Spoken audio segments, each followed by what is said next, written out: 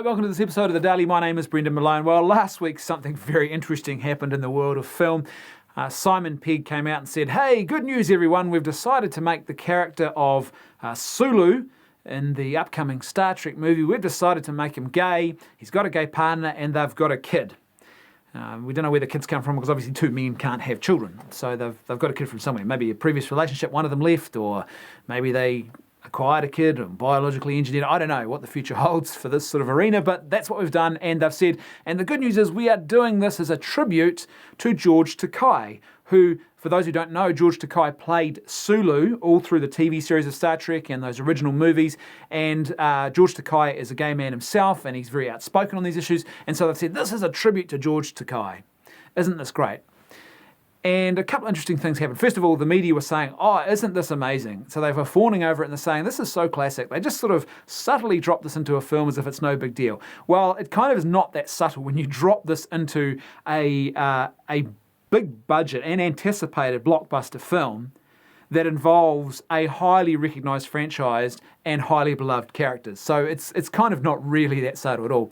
But the really interesting part came when George Takei spoke out and said, well, no, I don't actually want this as a tribute, thank you very much. And he expressed opposition to it. And he said, basically, look, Gene Roddenberry, who's the original creator of Star Trek, he created this character and this character was created a certain way. And you're actually messing with his vision and his artistic intellectual property here. You're messing with his artistic creation by doing this. And effectively, they're just doing it for political point scoring, which is what propaganda is. You take art and you distort it, and instead of using it to try and convey some deep sense of beauty and depth and wonder, you simply just reduce it to a propaganda tool to try and score political points with. It's a very, very shallow thing to do.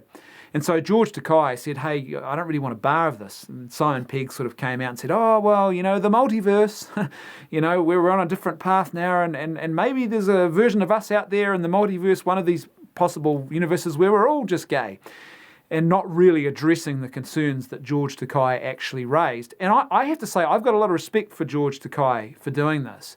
It shows a lot of integrity because realistically, it was in his best interest, if you like, to actually go along with this. Because number one, they're making a tribute to him.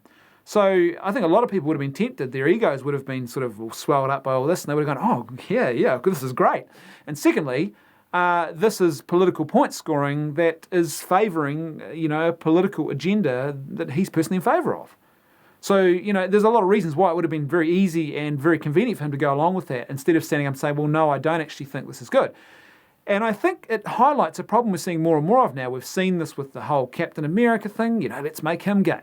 Let's make Elsa gay from Frozen. Let's make the Ghostbusters females and we'll actually make a whole lot of sexist jokes at the expense of men all through this movie, and we'll finish, the big climax of the movie will be these four women shooting this male villain character right in the crotch to destroy it. Yeah, isn't that great? Well, it's actually not. It's just propaganda, and people are rightly saying, hey, this is just propaganda. You're not actually creating anything here. You're not doing anything artistic. You're actually hijacking other people's creative efforts, and you're just using it to try and score political points.